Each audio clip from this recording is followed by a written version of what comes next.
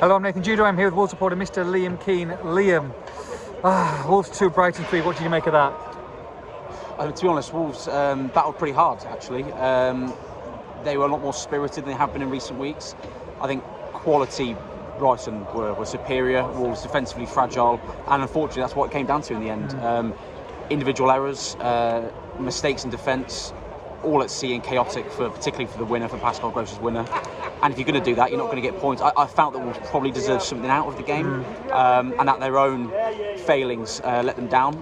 But if you're going to do that, then you're going to get punished in the Premier League. Simple as that. So frustrating as well, with the optimism around the ground and the announcement of Lopetegui going into it, and dealt a bitter blow going behind early, but Guedes getting a recall and equalising and then going 2-1 ahead. That's the second time in 3 or 4 games they've gone ahead in a game. They've ended up losing it, and that's criminal. And that's why they're in the bottom 2 tonight. Yeah, and the first time they've scored 2 goals in the Premier League since 7th of May away at Chelsea. That tells you how deep Wolves' problems run. And once you get yourself into that position, you cannot let that go. And particularly cannot let it go in the manner in which Wolves did it. And let's be honest, in the manner in which Nelson Semedo did it. Well, yeah, let's talk about it. First of all, the Brighton equaliser to make it 2-2. Just clearly just towered above him and just so easy. And the thing is with Nelson, before we get on to the sending off, this has happened multiple times. This is a £27.5 million signing from Barcelona, who's had a few good games and has had a decent run, but honestly, defensive this season has been a liability. And this has happened again and again and again. And 2-2 gives Brighton a way back into the game. Yeah, exactly. Like, he gets overpowered by Mitoma, who is not a big guy. He gets absolutely bullied in the air, falls underneath him, gets overpowered, and it's an easy header. And then we get on to the red card. It's absolutely criminal. I think it's so poor. He rugby tackled him to the floor. Yeah. It is a stonewall red card. There's absolutely no complaints about that. And you don't think the defenders, the centre backs could have got back into 100% red card? The only thing that possibly in Wolves' favour is the angle at which Mitoma's run onto it. Whether you argue that it's going to be too narrow for him to have a clear goal scoring opportunity, but for me, that's a clear red card. He just drags it. Well, he doesn't even drag him. He tackles him to the floor. The only fortunate thing... all at sea, though, wasn't it? Yeah, exactly. All at sea. Yeah, the only fortunate thing is it should be just a 1-game ban, which will be the Carabao Cup game on Wednesday. So he will be available for Arsenal, as far as we understand it. But look, Wolves are struggling at right back in with whoever goes there at the moment. Yeah, you might as well be giving Dexter Lembakisa a chance at this point. Johnny came on at half time for him. Daniel Podence, who got the assist for the handball that Neves put away to make it 2-1 Wolves, was withdrawn. And look, I actually thought they did pretty well with 10 men. They defended when they needed to, but they also attacked, and they could have scored a couple of goals, Wolves, and that was a pleasing thing to see.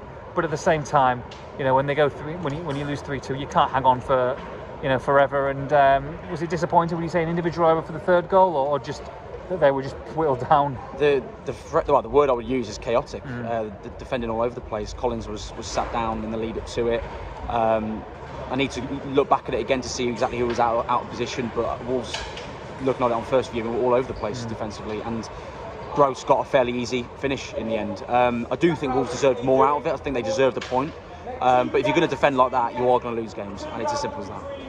Yeah, look, leaves Wolves second bottom going into one more Premier League game before the World Cup break, which is against Arsenal. Lopetegui's going to be there, he's going to be watching on. What do you think he will have seen from today, watching from back in Spain? He will see a team that needs a lot of work. Let's state the obvious. They are a team that is far more capable than what they're showing, but a team that is tactically lacking, a team that is positionally lacking, and confidence is a huge one. All those things combined results in the kind of chaotic defending we've seen today. Look, they missed a focal point. I didn't think Hwang had a particularly awful day, but he didn't do a lot either. No, he didn't do much, no.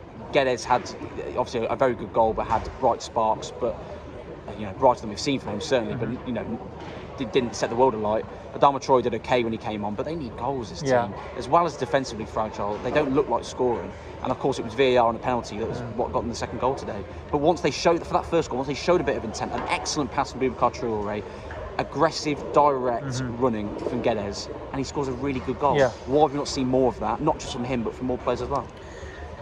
Look, he's signed the deal. He's going to be Wolves manager. He's going to be here. He's going to be taking taking charge, I guess, the day after, when everybody goes from the World Cup from the 14th onwards. So from Lopetegui coming in, do you think that he will have had, you obviously will know a lot of these players, will he look at this squad and say, well, I need insurances, I need to spend money in January? Because you look at the goals, you say there's no goals in this team at this moment in time. Well, this squad's not changing anytime soon.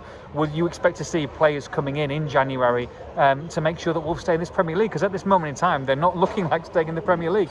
I think they have to. They have to bring a striker. We obviously wait and see how Raul Jimenez is doing, but even before his injury, he's not been a potent goal scorer for the last year, 18 months or so. Wolves need to bring a striker who's going to score goals. Diego Costa will be available again, but he hasn't looked particularly likely to score. He's looked okay, but Wolves need a hell of a lot more going forward.